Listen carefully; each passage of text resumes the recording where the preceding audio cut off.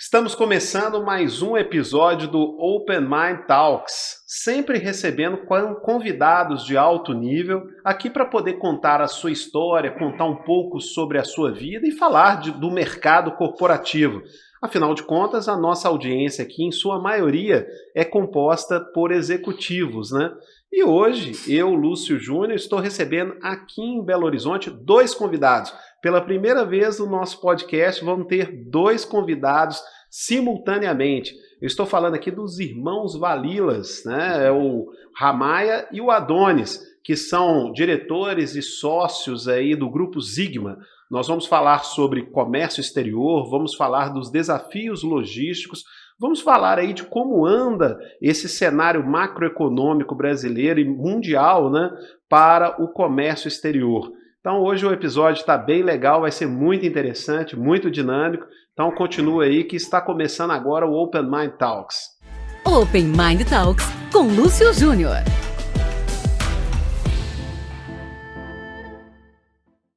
Olá pessoal, sejam todos muito bem-vindos aqui no Open Mind Talks. Eu sou Lúcio Júnior e estou aqui recebendo convidados especiais, membros do Open Mind, para poder contar as suas experiências, contarem as suas histórias aqui no Open Mind Talks, que é um canal de comunicação do Open Mind Brasil.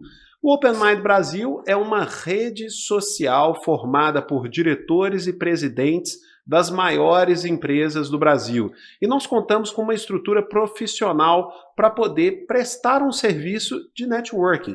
Não só o networking, mas também nós promovemos ambientes para compartilhamento de conhecimento. Nós fazemos lives, nós fazemos eventos presenciais, nós temos aí colunas em jornais com artigos.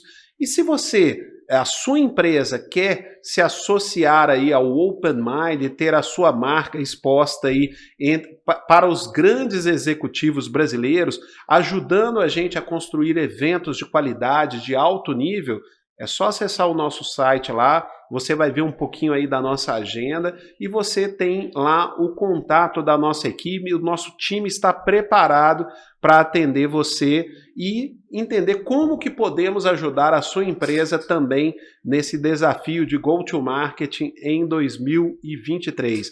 E se você é um diretor ou presidente de grande empresa e quer se tornar um membro do Open Mind, ou seja, um Open Minder, é só você entrar no nosso site, lá vai ter uma ficha que você precisa preencher e nós vamos avaliar aí o seu perfil para entender se podemos aí se misturar e trazer você para dentro aí da maior rede de C-Levels do mundo. Bom, pessoal, vocês estão aí pela primeira vez acompanhando a transmissão do LinkedIn também, sejam todos muito bem-vindos.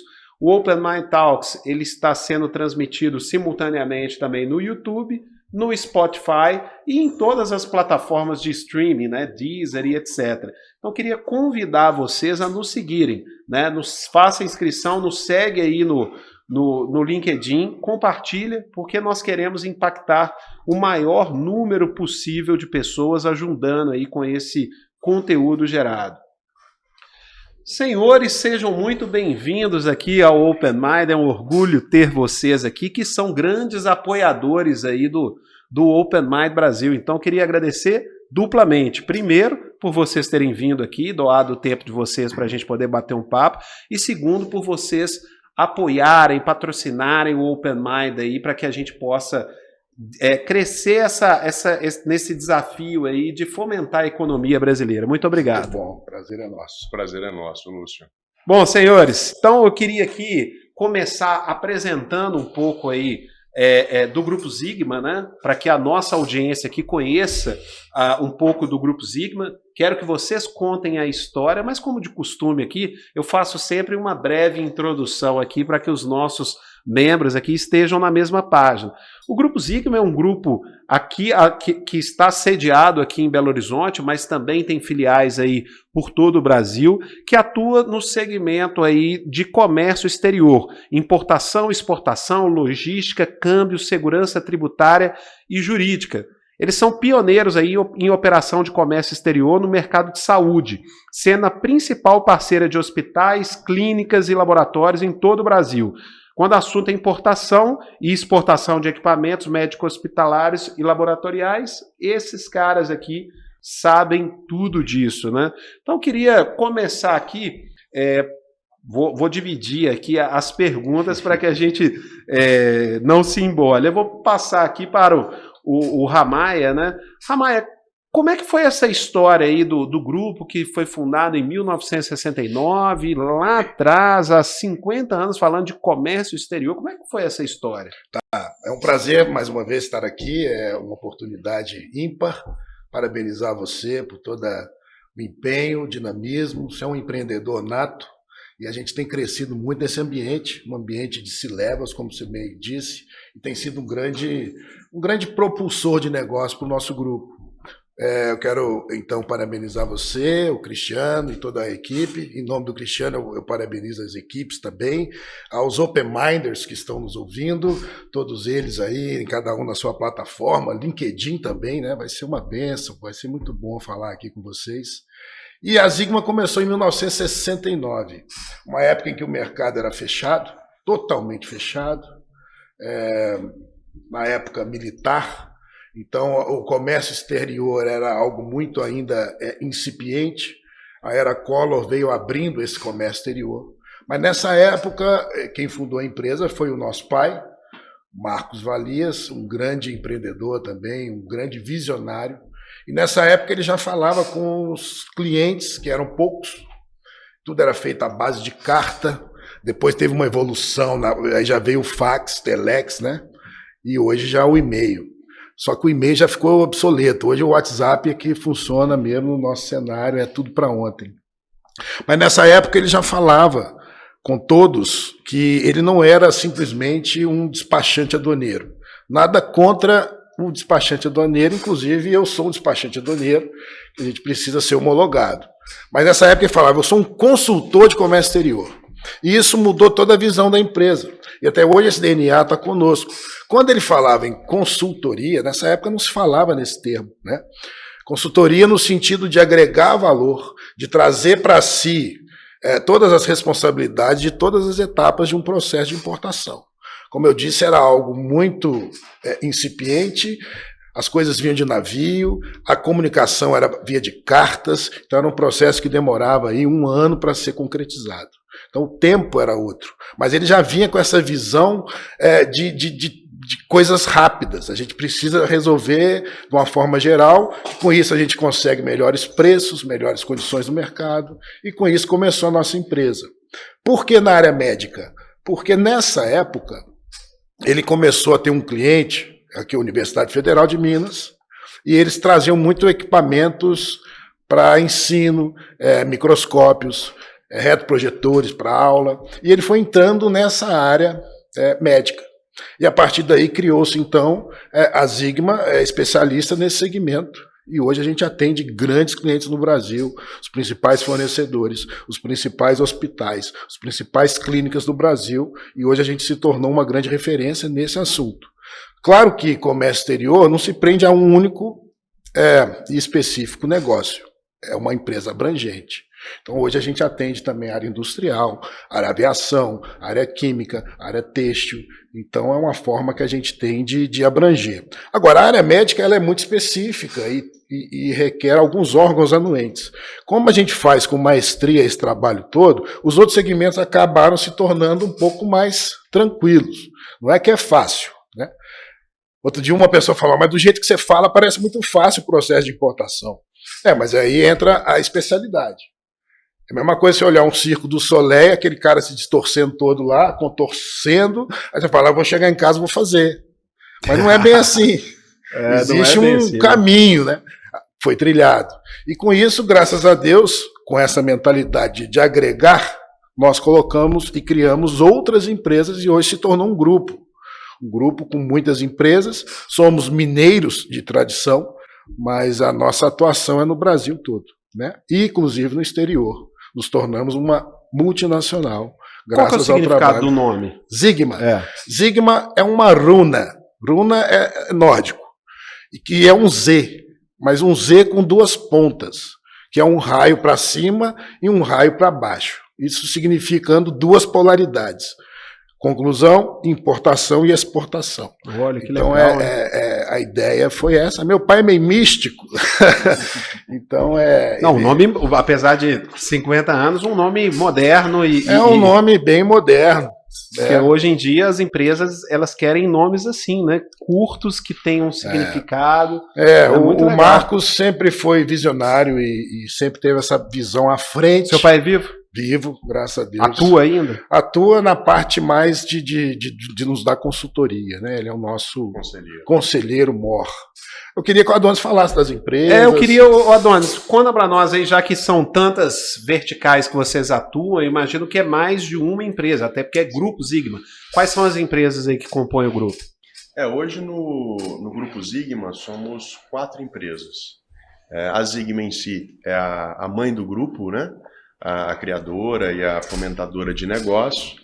Depois da Sigma, com o crescimento da Sigma, né, desde 1969, nós terceirizávamos toda a cadeia de logística internacional e enfrentamos aí por diversos obstáculos e, por fim, em 98, decidimos criar o nosso próprio agente logístico, que intitulamos como Globex Logistics. Então, pegamos ali um setor especialista em logística da Sigma, ou seja, que tinha um amplo conhecimento do desembaraço aduaneiro, do que o despachante aduaneiro precisa aqui na Ponta Brasil, e migramos para o agenciamento logístico internacional. A Globex Logistics é uma empresa que então foi fundada em 98, e em 2004 ela estava representando mais de 80% de uma empresa americana, que na época nós trabalhávamos com parceria, né? Essa empresa nos representava no mercado norte-americano, e então em 2004 nós sentamos e decidimos adquiri-la. Foi o nosso primeiro contato, né? O contato de internacionalização do grupo, foi muito importante, né? Uma sementinha que a gente sempre quis que desse fruto nessa internacionalização do grupo e que foi muito bem sucedida nessa aquisição de uma empresa americana. Não mudamos o nome para Globex Logístico, porque ela já tinha um certo nome no mercado e registros e muitas coisas mais, e mantemos o nome de Fast Global. E a Fast Global ela não é só um agente de cargas, um agente logístico, aéreo, marítimo, rodoviário, mas também ela atua como armazenagem, né? Somos um armazém, um bounded, um armazém alfandegado, o que aqui seria o Porto Seco, a mais próxima, fica em Miami. Miami? Isso, mas a nossa base fica em Miami, mas a gente abrange o mercado norte-americano como um todo. Vocês têm outros portos secos aqui no Brasil? No Brasil, sim. Temos a Globex Multimodal, que fica em Indatuba, região metropolitana de Campinas. E lá nós não somos ainda alfandegados, né? Temos um pleito aberto, mas até então somos armazém geral. São quantos metros de área lá? Hoje nós estamos com 12 mil metros quadrados. E em Indaiatuba? Em Indaiatuba. E total? 12 mil metros quadrados a área construída. O total chega-se a 20 mil. Total, você diz outras empresas? Outras empresas. No grupo? Passa dos 50 mil. Não sei exatamente o número, não. Sim, o nosso armazém em Miami é similar ao daqui. Então, nós, inclusive, na aquisição da Fast Global, foi muito importante, não só para mostrar que o nosso negócio, a gente conseguiu replicar a inteligência criada aqui no Brasil e foi bem aceita no mercado norte-americano, e como quebramos a cabeça, né? Foi uma época muito interessante, que nós estávamos acostumados, primeiro, com o mercado de desembaraço aduaneiro. Segundo, com o agenciamento logístico, mas a armazenagem a gente só terceirizava na época. Então, lá nos Estados Unidos, nós aprendemos o que é ser um armazém geral. Então, quebramos a cabeça em 2010, trouxemos essa inteligência e toda essa carga que obtivemos lá para o mercado brasileiro na aquisição e na construção da Globex Multimodal, que é essa empresa que fica em Indaiatuba. E vocês atuam numa área muito específica, né? Vocês estão igual você falou, vocês atuam hoje em multimercados, mas vocês começaram na área hospitalar, laboratorial e etc. Sim. Que é uma área que tem muita regulamentação. Né? E vocês também acabaram ampliando para outros países. Você falou Alemanha, Estados Unidos, Brasil, né? Como você vê a questão da burocracia, né? ou dos trâmites, né? Que precisam existir, lógico, né? E é natural, do Brasil em relação aos outros países? É mais ou menos? Olha, vou te dar como exemplo, Lúcio. Nós tivemos por muito tempo a empresa, né, estrutura própria na Alemanha. Inclusive, eu morei na Alemanha e trabalhei nessa estrutura por quase 2 anos. Era na região de Hamburgo. Hoje trabalhamos com parceiro. E temos filiais em Maputo, em Moçambique. O Ramai, ele foi responsável pela fundação da empresa, em Xangai. E em todas essas operações é crucial para nós de que a equipe faça um treinamento aqui no Brasil para conhecer justamente a peculiaridade do nosso mercado. A Anvisa hoje, por se tratar da área médica, né, foi a pergunta, a Anvisa ela é muito, não digo burocrático, ela tem procedimentos. E esses procedimentos não são comuns lá fora. São totalmente para o estrangeiro. O mercado brasileiro ele se torna um pouco mais burocrático justamente por esses procedimentos necessários para um produto com anuência Anvisa. Né? Então, por isso que, para toda e qualquer operação que nós fazemos, nós sempre mandamos, antes do embarque, a Globex Logistics, a empresa responsável por agenciamento logístico do nosso grupo, ela manda um Ship Instructions com todos os procedimentos necessários e obrigatórios para o handling da carga, por conta da Anvisa. Agora, é interessante comentar, porque você está falando do cenário Brasil.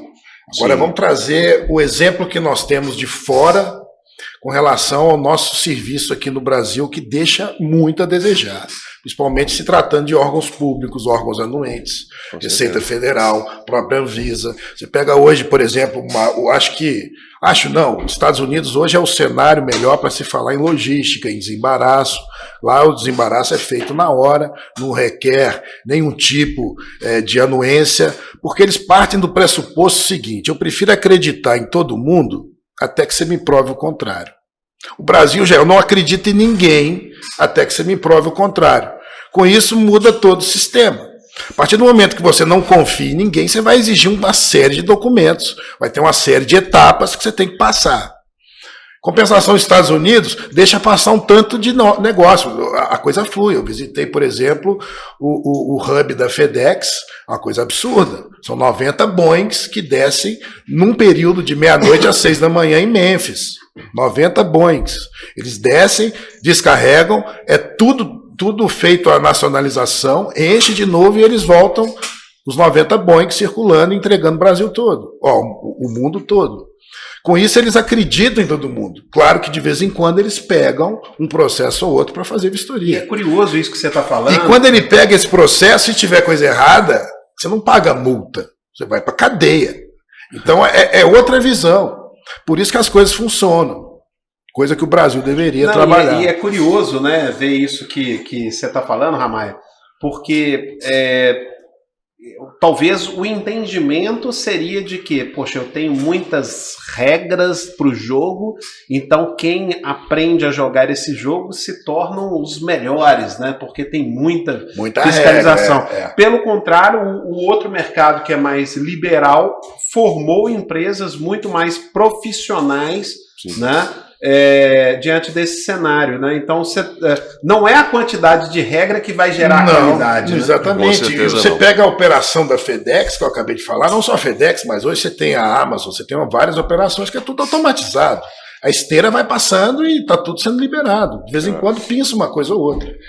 Então essa é o grande diferencial e é isso que é a nossa luta diária de anos de tentar trazer para o Brasil, trazer para Minas Gerais essa visão mais adequada, né?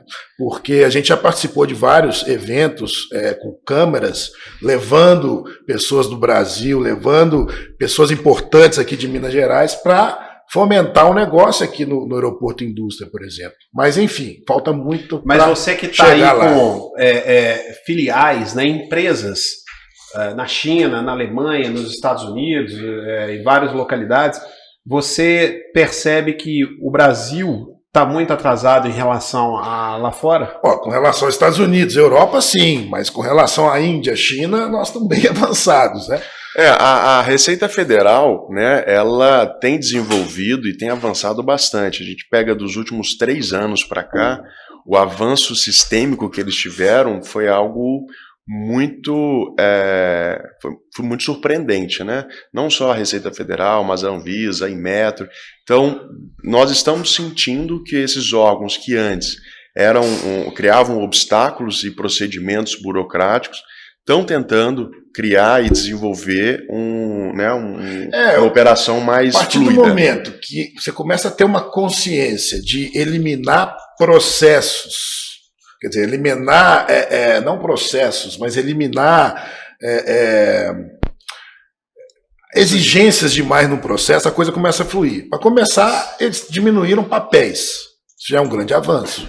Antes você tinha que imprimir aquele tanto de papel, levar, olha o desperdício, a natureza sofrendo. Então hoje está tudo ficando meio sistêmico, como o Adonis disse. Está longe de chegar no ideal, mas já é um passo. Sim. A gente tem, assim, se adaptado a esse novo momento. Está movimentando, né? Está movimentando. E a pandemia, nesse caso, veio para agregar nesse sentido. Porque a gente começou a trabalhar de casa. Então a empresa Sigma, por exemplo, já o grupo todo, de uns 4 anos para cá, a gente já vinha se adaptando a evitar papel. Quando veio a pandemia, a gente já estava totalmente adaptado. Então funcionou assim de forma muito tranquila. Vamos colocar todo mundo na mesma página, porque a nossa audiência aqui ela é diversa, né? Então a gente tem desde profissionais experientes aí em logística que estão acompanhando agora aí no LinkedIn, no YouTube, até peço mais uma vez para nos seguirem aí na nossa página no LinkedIn. Mas tem gente também que não estão acostumados com essas nomenclaturas que estamos usando. Explica para nós aí os principais elementos da logística internacional, o que é uma área alfandegada, o que é apenas a diferença, por exemplo, da armazenagem simples para a área alfandegada, né? Qual é o papel do despachante aduaneiro, só para que as pessoas entendam um pouco aí do contexto, né? Bom, vamos lá, Lúcio. Numa importação, vamos simular que é uma importação para vocês entenderem, né, o passo a passo e aonde aquele prestador entra no processo. Quando coletamos uma carga, por exemplo, nos Estados Unidos, nós temos uma empresa, um agente de carga, parceiro, homologado, que vai coletar a sua carga no fabricante que você realizou a compra aqui.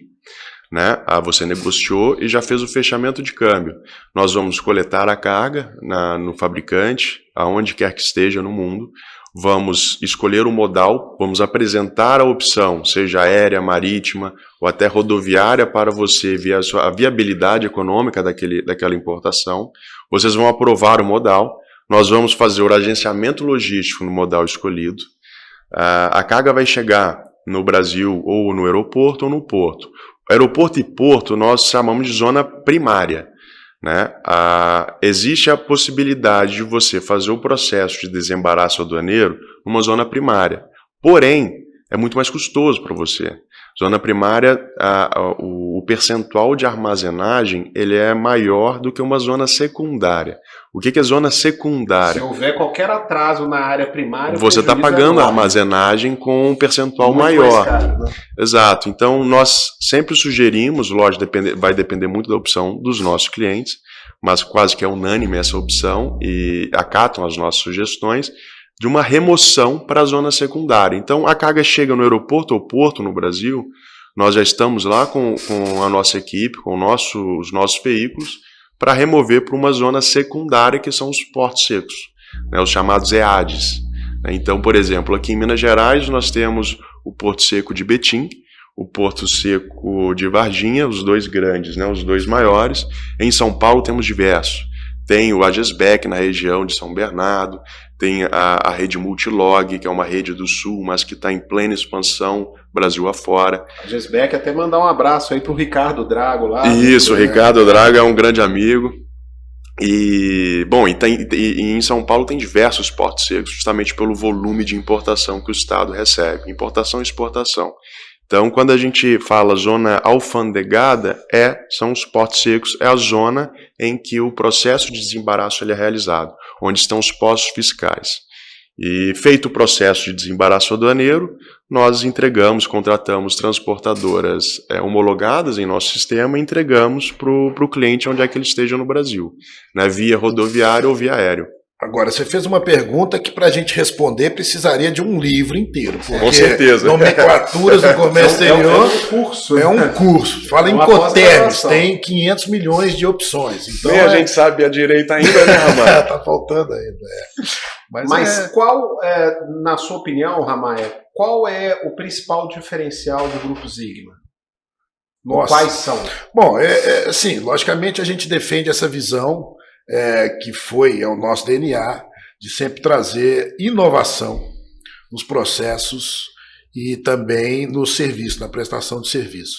No comércio exterior, se eu falar eu sei 100%, mentira, porque ele muda todos os dias. É um acordo novo que entra, é uma lei que deixa de vigorar, então é um ex-tarifário que surge, é uma possibilidade ali ou outra. Mas o diferencial é exatamente trazer a solução completa de todo esse processo, de toda essa cadeia, de forma que o cliente, e o mais importante, hoje em dia a agilidade é tudo, a informação é o nosso bem mais precioso. Os grandes problemas hoje da comunicação entre empresa e cliente é a comunicação, né? E nesse momento em que tudo flui, por que as empresas de comércio exterior também não entram com o desenvolvimento de um sistema, de um software, de um aplicativo que traga essas informações em tempo real? Graças a Deus, aí já entra os jovens, o Adonis tem encabeçado um projeto na nossa empresa, que é um grande diferencial hoje, que é o que nós chamamos de torre de controle. Dentro do universo logístico, nós chamamos de 4PL, que é o 4PL, que é exatamente ligar todas as informações desde do fornecedor até o momento final, e com isso todas as informações consolidadas num único aplicativo, e ali o cliente tem acesso a gráficos, a índices, é algo que é o nosso diferencial hoje, que tem trazido. Essa torre de controle já está operando? Já estamos operando, mas assim, é lógico que cada cliente ele entra pedindo uns ajustes ou outro, mas é uma plataforma, um aplicativo, que a gente tem trabalhado, inclusive, dentro aqui do grupo Open Mind, oferecendo para os Open Minders essa solução que é inovadora. Mas se inovadora no Brasil. Se alguém que está ouvindo aí quiser conhecer, né, quiser ver de perto, é possível? Claro, certamente. A gente tem uma apresentação para isso, o Adonis pode falar um pouco mais desse sistema, que tem conversado bastante. Você havia dito também na pergunta anterior, qual que é a função do despachante aduaneiro? Eu só vou responder essa para o Adonis falar do sistema. O despachante aduaneiro, que é um nome que eu acho até muito feio, consultor de comércio exterior é mais bonito. Despachante, os caras às vezes confundem. Não nada contra despachante, mas é um nome de porto, né? Assim, aquele nome que não cabe muito ao trabalho. Não é um despachante normal, é um despachante aduaneiro. Ele passa por um processo, ele não pode simplesmente se tornar um despachante aduaneiro, ele tem que estudar, ele tem que fazer uma prova, ele tem que passar nessa prova, ele tem um registro. É como se fosse um OAB para um advogado, um CRM para um médico. Então, o despachante aduaneiro é a pessoa fundamental para representar o cliente perante a Receita Federal e fazer todos os trâmites de desembaraço. Então, sem essa figura do despachante aduaneiro, é impossível. Você pode comprar pela Amazon, chegar na sua casa, mas por trás disso existe um trabalho de despacho aduaneiro, com um despachante, com uma empresa. As pessoas deveriam saber mais aí os desafios para aquela encomenda que o cara às vezes comprou lá no AliExpress, né? Veio lá da China.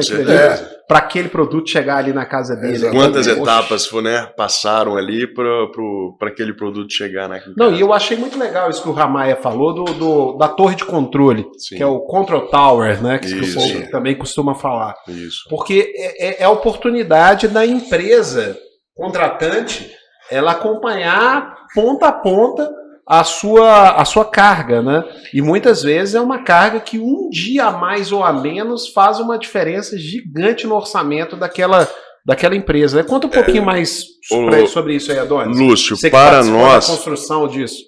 Para nós, hoje a transparência ela é a chave de sucesso, não só para nós, mas para qualquer empresa, né? Porque hoje, principalmente, a exigência está muita. E com isso nós falamos assim, olha, nós temos então que criar um portal visível para os nossos clientes de transparência completa. Lógico que quando se falando com os nossos, não digo concorrentes, mas nossos parceiros, já nos abordaram, falaram assim, vocês são malucos?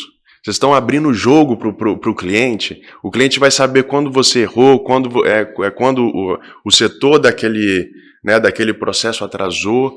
Vocês vão abrir o jogo para os seus clientes, mas isso é o que a gente quer, né? Então, com a torre de controle, hoje nós não, como o Ramaya mencionou, não nos vemos mais como despachantes aduaneiros, e sim como uma empresa, de fato, de soluções tecnológicas para o comércio exterior. Porque o que nós estamos trazendo aqui com a implementação desse sistema é algo novo para o Brasil e que captamos essa ideia no mercado americano, no mercado europeu, e que é a centralização e a gestão completa do processo junto ao cliente. Então, e é saber onde é que está o gargalo, né? Vai saber em tempo real, né? Aonde está, se embarcou, qual companhia, o tracking em tempo real daquele aviãozinho, do navio, né, no gráfico.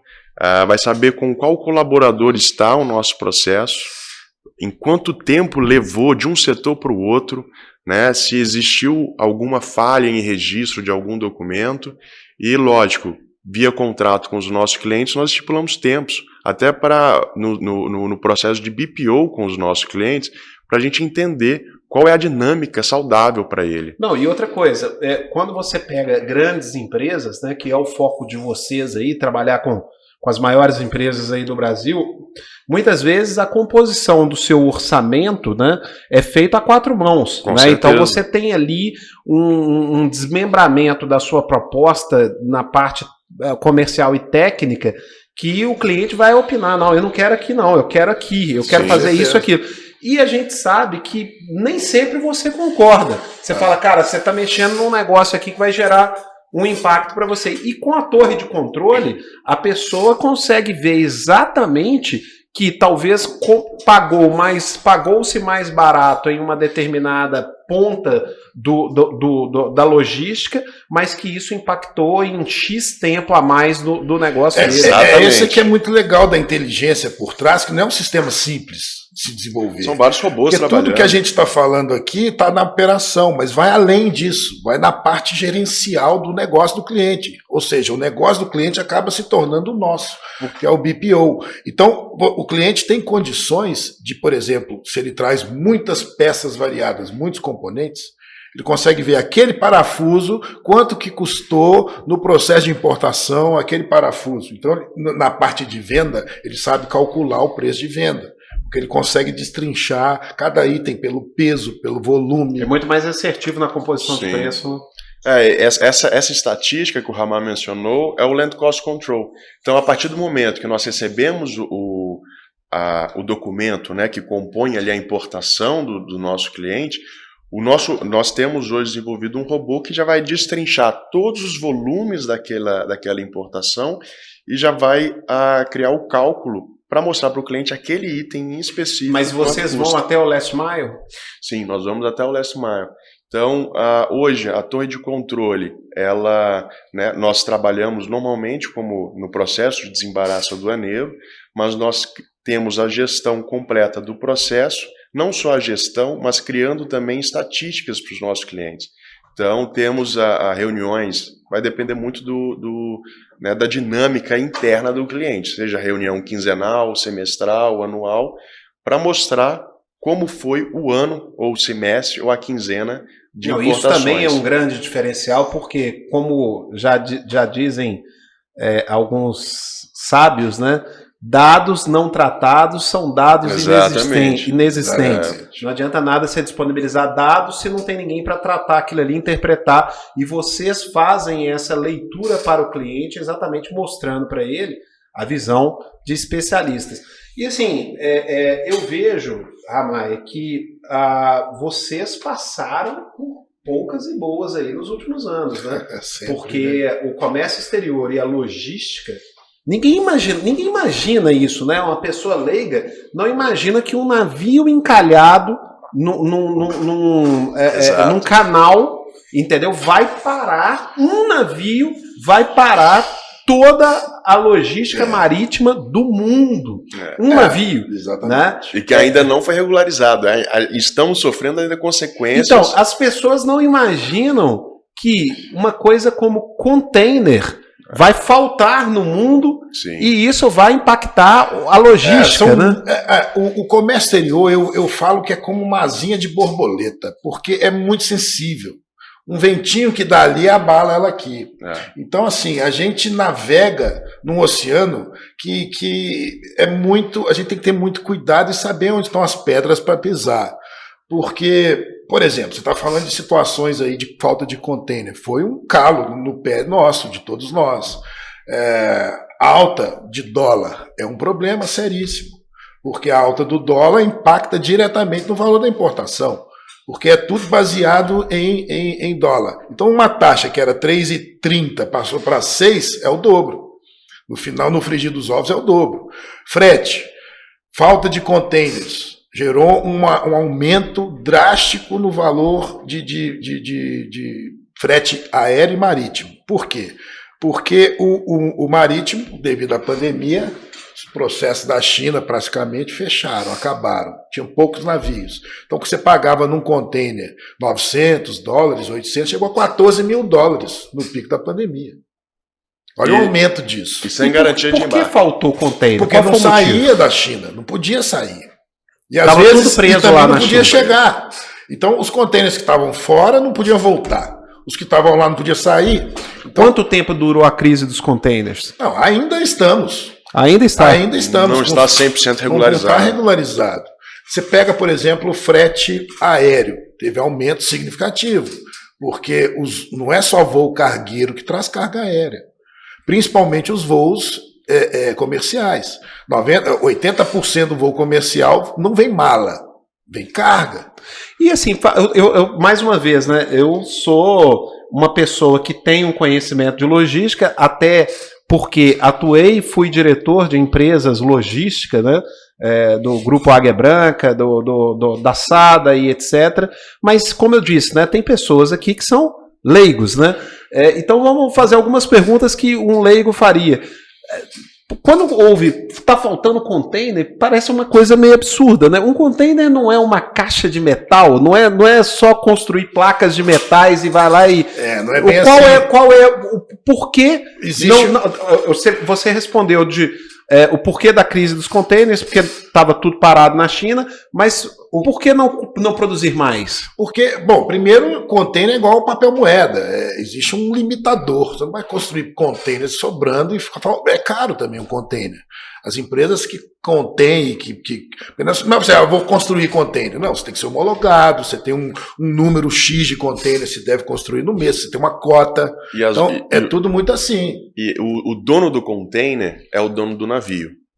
Não necessariamente aquele container, então, né, para as pessoas que costumam aí, por exemplo, que moram perto do Porto de Santos, vocês podem já ter visto um navio da MSC escrito MSC, mas com container CMA-CGM, com container Evergreen, então com container de diversas marcas diferentes. São armadores, né, que eles vão trocando containers entre si. Mas o container ele é do dono do navio. Então, não pode simplesmente uma empresa, vou construir containers para aproveitar essa falta de container oriundos da China. Não existe. Problema não é a falta do container. O container tinha sobrando. É o porto que foi paralisado. É o porto que foi paralisado. Então não é construir container. O navio não podia sair. Da mesma forma que avião não podia voar. Não tinha como voar. Então era 5 voos diários para os Estados Unidos, passou a ter 1. Aí começa a crise. E o que isso impacta no processo? Que o valor do frete aumenta. Quanto menor demanda, maior o valor. Quer dizer, quanto maior a demanda, maior valor, menor valor. Mas nesse caso não tinha muita demanda, mas não tinha voo. Não tinha então espaço. Paga quem pode. E aí eles pagavam alto. Como o valor do frete ele é base de cálculo para calcular impostos, então você pega, por exemplo, você tinha um cálculo de $800, aí você passa a ter $14 mil. O II, o IPI, o PIS vai reincidir sobre esses valores extras. Então, com isso, você aumenta a sua margem lá em percentual 30%, 40%. E o aumento que nós sofremos, né, não só desde lá do Porto de Suez, mas também a paralisação do Porto de Xangai, que foi o mais gritante, teve também o reajuste de combustível, que também foi um ponto de bastante relevância no aumento dos fretes, não só aéreo, mas também marítimo. Todos esses custos que vocês tiveram extras foram nas negociações de vocês lá do Grupo Zigman, foram negociações que os seus clientes absorveram isso facilmente? Não facilmente, mas entra dentro do planejamento do cara. Se eu posso esperar 1 ano, 2 anos para trazer, para que eu vou trazer agora nessas bolhas que está? Então nós tivemos uma retração no mercado. O mercado deu uma retraída. As pessoas ficaram com medo de ficar com dinheiro, ficaram com medo de gastar, ficaram com medo de ter dinheiro no banco e governo, sei lá o que podia acontecer. Então foi um transtorno. Quais as lições aprendidas vocês acham que os operadores logísticos, né, envolvendo toda a cadeia, né, portos, navios, enfim, toda a cadeia aprendeu com todos esses eventos que aconteceram nos últimos 1 ano e meio, né, que foi a questão do canal do Suez, que foi a questão dos containers. Você está vendo coisas para melhorar, para que isso não aconteça novamente? Olha, eu tenho medo do preço não voltar a ser como era, porque o pessoal acostumou a ganhar dinheiro. Vamos pensar que você tinha menos volume de negócio, mas o que você tinha, por exemplo, de 800 passar para 14 mil num processo, então eles ganharam muito dinheiro fácil, eu acho, aproveitando daquela situação, né? Então não sei. Você acha que o container ele foi a 14 mil? Não, claro, já caiu, mas não vai chegar a 800 mais. Um outro exemplo, Lúcio. Essa é uma situação que a gente precisa ficar de olho, porque eu acho que voltar a ser como era, não sei. Um outro exemplo de aumento significativo de preço, no ápice da pandemia, né, por essa falta de espaço, os grandes importadores brasileiros, não só grandes, mas até os pequenos e medianos importadores, criaram grupos para fretar avião.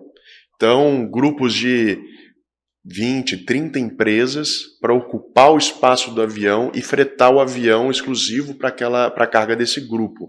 Então, isso foi uma prática bem usual, principalmente no Brasil. E antes da pandemia, nós inclusive participamos de diversos fretamentos, etc. Mas antes da pandemia, um avião poderia ser fretado, um avião da China para o Brasil, ele poderia ser fretado na casa ali de 250 a 300 mil dólares.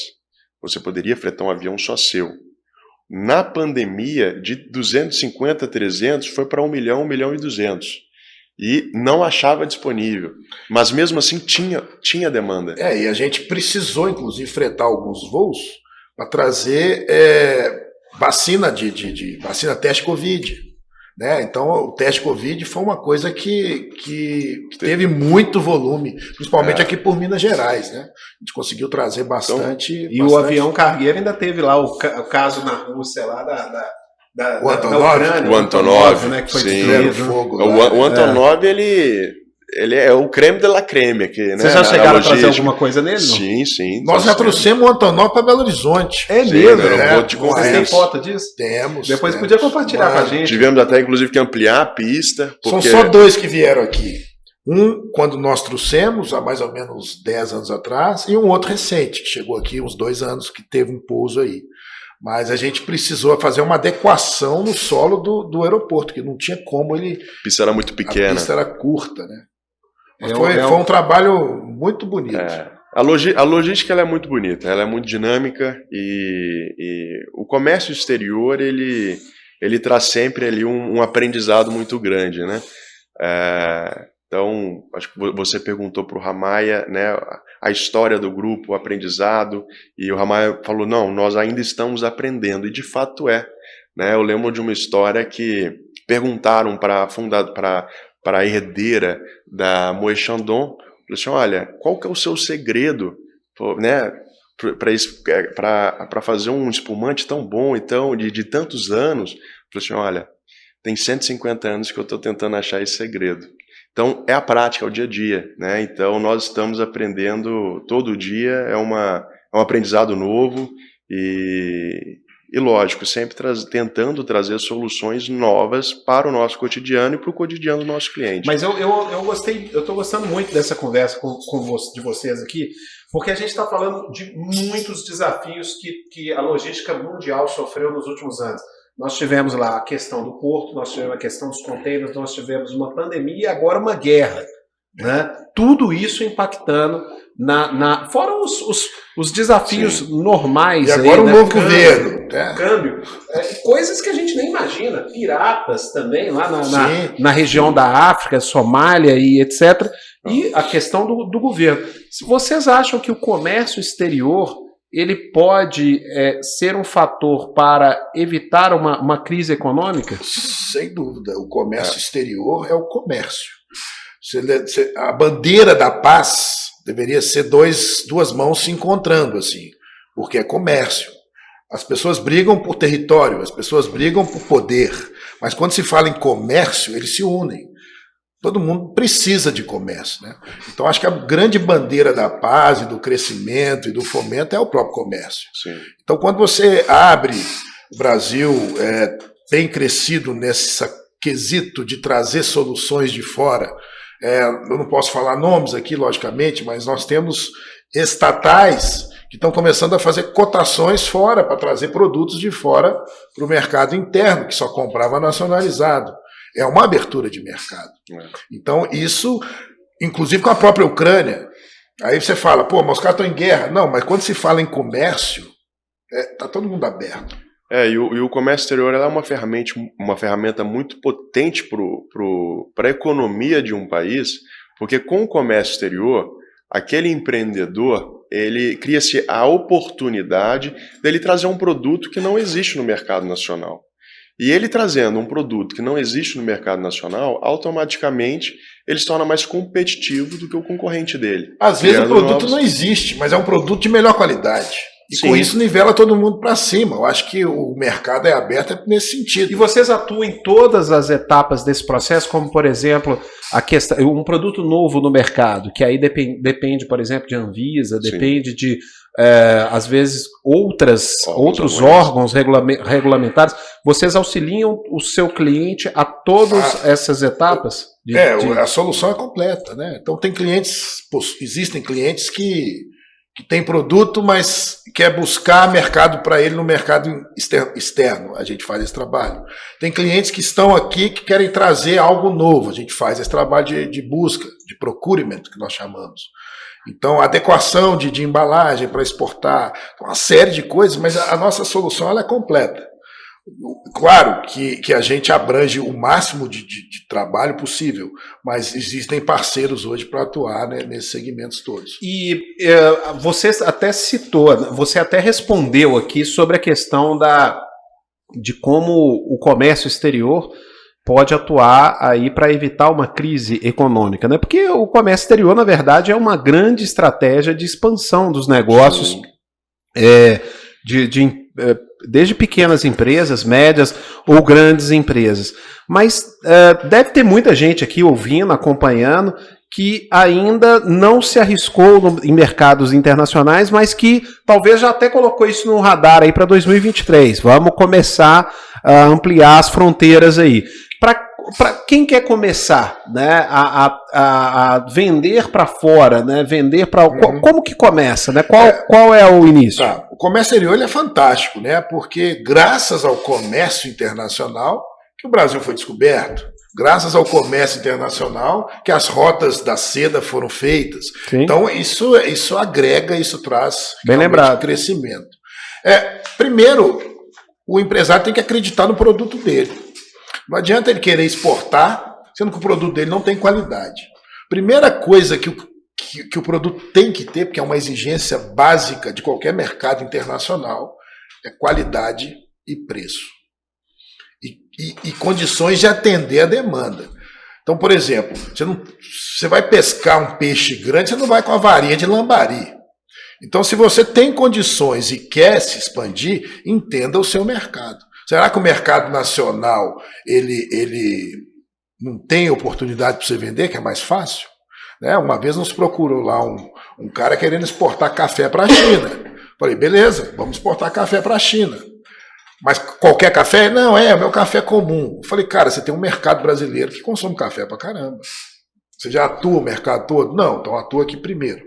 Agora, se você quer um café diferenciado, especial, com bom preço, aí sim é mercado. Então, acho que o primeiro passo é esse, é entender o seu negócio. E o segundo passo, sim, buscar desses países o que tem condições de absorver, né, a demanda, o que pode comprar ou não. O Adonis, e o que, na sua visão, é mais vantajoso? É exportar direto ou indiretamente? O Lúcio, depende muito do que é vantajoso para você, né? Porque a exportação, do nosso lado, a exportação direta, ela é mais vantajosa, porque você vai conseguir barganhar melhor os preços. Isso é mais agressivo. Quanto menos atravessadores, melhor. Exatamente. Agora, mas para um terceiro, vantagem é não ter a responsabilidade. Então, o indireto seria mais vantajoso para ele. Porque na exportação indireta, você não tem tantas responsabilidades quanto a direta. Na direta, você tem que passar por alguns procedimentos para fazer, de fato, a exportação acontecer. Diretamente tem-se maiores ganhos, mas maiores riscos. Maiores riscos. Então, a pessoa ela tem que estar disposta a isso, que ela vai beber água limpa no final. E aí entra as trades, né? Quando a indireta entra as trades. Você vai pagar mais por isso, mas é aquilo que o Adonis falou. Você não vai... Você simplesmente vai vender o seu produto para trade. A trade é que vai mandar isso para lá. Né? Então, essa é uma pergunta com duas respostas, porque se vantagem para você for, como dizer, for o levantamento de capital daquela operação, aí sim a direta é sem dúvida a melhor resposta. Agora, se for menos dor de cabeça, a indireta. Agora, pega, por exemplo, commodities. Os caras precisam de volume. Quantidade imensa. Não adianta ele fazer a exportação direta. Ele precisa levar isso para uma cooperativa. Então, vários produtores que levam para aquele lugar e aquele lugar faz a exportação, por exemplo. Porque se você tiver hoje, por exemplo, uma fazenda de soja, né, você tem o produto, você vende aqui para os principais players e você quer exportar, você não consegue. Você é obrigado a fazer uma exportação indireta, a vender para quem exporta. Então, depende muito também do seu mercado. Né? Nós falamos aqui no começo sobre as nomenclaturas, né, mais comuns aí. A gente tentou dar uma pincelada aqui para poder nivelar. E a gente sabe que é um mercado realmente muito amplo e tem muita coisa que a gente precisa, quem quiser aprender, precisa aprofundar. Mas quais são os principais custos que envolvem um processo de exportação? Bom, exportação basicamente muito mais fácil a exportação do que a importação. Né? A importação você tem uma série de custos, frete, seguro, impostos, armazenagem, porto, aeroporto. Exportação, o governo até te ajuda em alguns casos, mas a exportação é basicamente o frete para você exportar, que esse frete pode ser, inclusive, enviado para o seu cliente pagar, ou seja, você não vai ter esse custo, e um seguro, uma taxa muito pequena, e talvez um custo ou outro de armazenagem, onde a carga vai ficar ali no porto ou aeroporto. Então, para exportar, você não tem imposto, você não tem absolutamente nada, a não ser esse trabalho, né, de adequação do seu produto. Aí, dependendo do lugar que você vai, você tem que fazer novas embalagens. Aí são custos inerentes ao negócio. Mas, na prática, não tem outro custo além qual desse. Qual o papel, qual tem sido a importância de órgãos como a Apex aí para facilitar esse processo? A Apex tem dado muito treinamento, muito curso, dá oportunidade para os pequenos fornecedores participarem de feiras internacionais, tem estandes, né, que eles podem ir e frequentar e ver, já começa a ter uma ideia de como que é o mercado internacional. Eu acho que a Apex, a Apex realmente ajuda muito o pequeno produtor. Agora, aqueles que já têm um grande volume não precisa da Apex, né? Vai direto. Mas a Apex, sem sombra de dúvida, é um braço importante aí, não só a Apex, mas vários outros.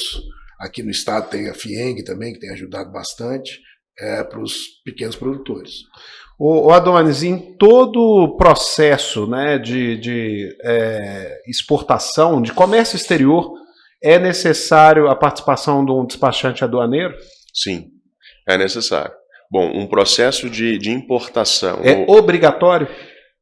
Em alguns casos, sim. Né? A grande maioria dos casos, sim. 99%. Porque existem, por exemplo, se você compra da Amazon um produto que é abaixo de $3.000, ele já chega na Receita Federal, aí muitas vezes não precisa da atuação de um despachante. Você já paga o imposto no ato da compra ali no e-commerce do prestador, e ele já embutido todos os impostos, e o prestador, o agente logístico, no caso FedEx, DHL, que foi contratado por esse e-commerce que você comprou, ele já apresenta a guia, né, do imposto pago. Mas isso é um percentual muito baixo. Então eu digo que 99% das operações de comércio exterior é obrigatória a ação de um despachante aduaneiro. Pessoal, nós estamos chegando aqui ao final do nosso podcast, né? Passou rápido essa conversa, porque o assunto é muito amplo, né? E vocês são especialistas, né? Pessoas que têm uma resposta muito didática aqui, e que eu acho que a nossa audiência conseguiu entender. Mas, acima de tudo, eu vejo que logística não é uma commodity, né? E que a questão preço ela é secundária, porque muitas vezes o tempo é dinheiro, literalmente, né? E estar com o parceiro certo pode te evitar também complicações sérias, né? Até porque na parte da importação também, como diz o outro, o Brasil não é para amadores, né? E a exportação ela abre um mercado amplo para quem quer expandir os seus negócios e até diversificar diante de crises, né, que a gente passa o tempo todo aqui no nosso país e etc. Novos mercados são sempre muito positivos. Então, eu quero aqui deixar o meu testemunho, né, sobre a seriedade da Sigma, que eu conheço de perto, né, conheço os irmãos Valias aí, que são parceiros do Open Mind, né, e que são pessoas também disponíveis aí para poder apresentar aí tudo que tem feito de legal e de bom, e que inclusive nós estamos até programando juntos aí para que a gente possa fazer um Open Strategy, né, para que as pessoas conheçam de dentro, né, como são os seus centros de armazenagem e todo o processo de vocês. Então, quero agradecer a vocês pela parceria, por terem vindo aqui, por terem dado essa aula aí de comércio exterior, né? E deixar as portas abertas, sempre que quiserem voltar aí para a gente falar. Lúcio. E principalmente o que eu queria convidar vocês a gente está tendo sempre fatos relevantes relacionados ao comércio exterior, coisas novas surgindo. Então, sempre que as coisas acontecerem, eu gostaria de ter vocês para que, cara, vamos abrir uma live especial para vocês falarem do impacto disso e quais são as perspectivas, para que o público nosso saiba, cara, o seu produto está ficando mais caro por causa disso daqui, né? O seu veículo, por exemplo, está demorando a chegar por causa disso. E as pessoas saberem até fazer o seu planejamento estratégico. Sim, né? sim. Muito bom. Considerações finais é agradecer realmente a oportunidade, foi muito bom para nós e espero que essa mensagem chegue para todos de uma forma a agregar. E só dizer aqui que o comércio exterior não é bicho de 7 cabeças. Na verdade mas nós temos 7 espadas. Boa, gostei. Mas é possível. É possível, e o comércio exterior pode ser uma bela ferramenta, uma bela estratégia para o seu negócio, para desenvolvimento. Não tenha medo do comércio exterior, é o nosso trabalho, é o que a gente faz dia a dia, e vai ser um grande prazer poder dar uma consultoria, falar com vocês. Tem gente que nos liga lá querendo importar um peixe ornamental, e a gente atende com o maior zelo, e a gente não sabe, hoje é um peixe, amanhã pode ser um aquário inteiro, né? Então a gente sempre pensa dessa forma, atendendo com excelência, com dinamismo e principalmente com preço, porque hoje em dia a gente precisa de preço também, né? Então estamos abertos. Muito obrigado. Obrigado a vocês. E só para finalizar aqui, Adonis, as pessoas que quiserem entrar em contato, conhecer um pouco mais aí do Grupo Sigma, onde localiza vocês? Olha, nós, além do nosso site oficial, temos o LinkedIn, temos o Instagram, e lá, contatos direto. O Ramaia é o diretor executivo do grupo, eu sou o diretor comercial, e toda a nossa equipe comercial ela vai estar à disposição de vocês, caso sinta esse interesse de... Passa o telefone aí de um de vocês para o pessoal, se já tiver alguma dúvida. Bom, aí. Meu telefone, que é o WhatsApp direto, é o DDD 31 99882 7303. Pode me mandar mensagem, gerando dúvidas, questionamentos, estou aqui à disposição. É isso aí, senhoras e senhores, esses foram Adonis e Ramaia Valias, que vieram aqui para poder fazer esse bate-papo sobre comércio exterior e os desafios aí para 2023, né, e para os próximos anos, né. Então quero agradecer a todos aí pela audiência, espero que tenham curtido, se gostaram aí, sigam a gente nas redes sociais e nas plataformas aí de transmissão, porque vai ser um prazer ter vocês de novo no próximo episódio aí do Open Mind Talks. Valeu, pessoal! Você ouviu Open Mind Talks com Lúcio Júnior.